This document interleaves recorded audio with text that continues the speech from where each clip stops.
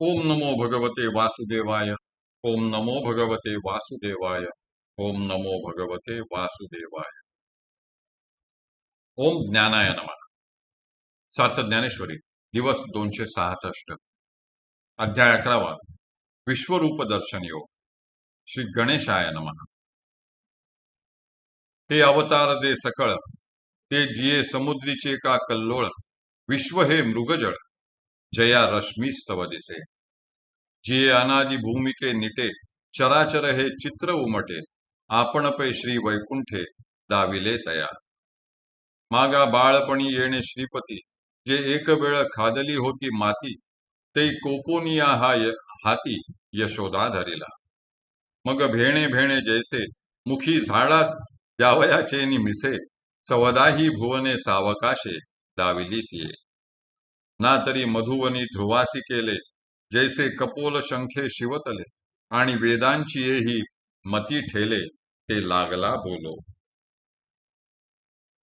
भगवंताचे हे जे सर्व अवतार आहेत, ते सकळ ज्या विश्वरूप रूपी समुद्रावरील कल्लोळ म्हणजे लाटा आहेत, आणि ज्याच्या रश्मीस्तव म्हणजे किरणांमुळे विश्व हे मृगजळाप्रमाणे दिसते. ज्याच्या अनादिसिद्ध सत्व स्वरूप भूमिकेवर चराचराचे व स्थावर जंगम सृष्टीचे हे चित्र उमटते, ते आपले मूळ स्वरूप श्री वैकुंठनाथांनी अर्जुनाला आपल्या ठिकाणी दाखविले. मागा म्हणजे पूर्वी बाळपणी या श्रीपतीने एक वेळ माती खाल्ली होती, तै म्हणजे त्यावेळी यशोदेने रागावून त्याला हातात धरले होते.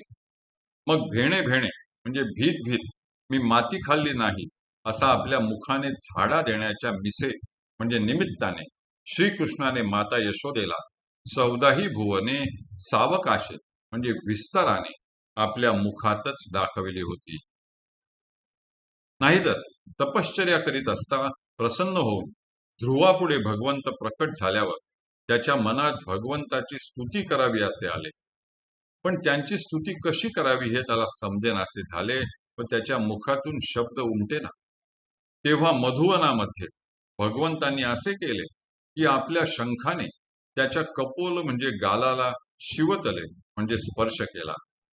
तेव्हा वेदांचीही मती ठेले म्हणजे कुंठित होऊन वेदांना जे जमले नाही, ते भगवंताच्या स्तुतीपर शब्द तो बोलू लागला. तैसा अनुग्रहो पै राया, श्रीहरी केला धनंजया. आता कवणेकडे ही माया, ऐसी भाषण नेणेची तो. एक सरे ऐश्वर्य ते जे पाहले, तया चमत्काराचे एकार्णव जाहले. चित्त समाजी बुडोनी ठेले, विस्मयाची या. जैसा आ ब्रह्म पूर्णोदकी, पवे मार्कंडेय एकाकी. तैसा विश्वरूप कौतुकी, पार्थू लोळे. म्हणे केवढे गगन येथ होते, ते कवणे नेले पा केवते. ती चराचर महाभूते, काय जाहली. दिशांचे ठाव ही हारपले, आर्धोद्व काय नेणू जाहले. चेईलिया स्वप्न तैसे गेले, लोकाकार. संजय म्हणाला, राजा पहा, तसा अनुग्रह श्रीहरींनी धनंजयावर केला. त्यामुळे आता माया कोणीकडे आहे अशी भाषा देखील तो नेण्याची म्हणजे जाणेनासा झाला. एकसरे म्हणजे एकदम भगवंताच्या सत्स्वरूपाच्या ऐश्वर्याचे तेज त्याने पाहिले. त्यामुळे कल्पांती जसे सर्व जलमय होते, त्याप्रमाणे त्या चमत्काराच्या एकार्णव म्हणजे समुद्रामध्ये अर्जुनाचे चित्त विस्मयाच्या समाजी म्हणजे समुदायामध्ये बुडून ठेले म्हणजे राहिले. मार्कंडेय ऋषी नदीच्या काठी तपश्चर्या करीत असताना भगवंताला आश्चर्य दाखवा अशी विनंती केल्यावर ज्याप्रमाणे आ ब्रह्म म्हणजे पृथ्वीपासून ब्रह्मलोकापर्यंत सर्वत्र पाणीच पाणी झालेले दिसून त्यात मार्कंडेय एकटाच पव्हे म्हणजे पोहत होता, त्याप्रमाणे विश्वरूपाच्या कौतुकात पार्थ एकटाच लोळू लागला.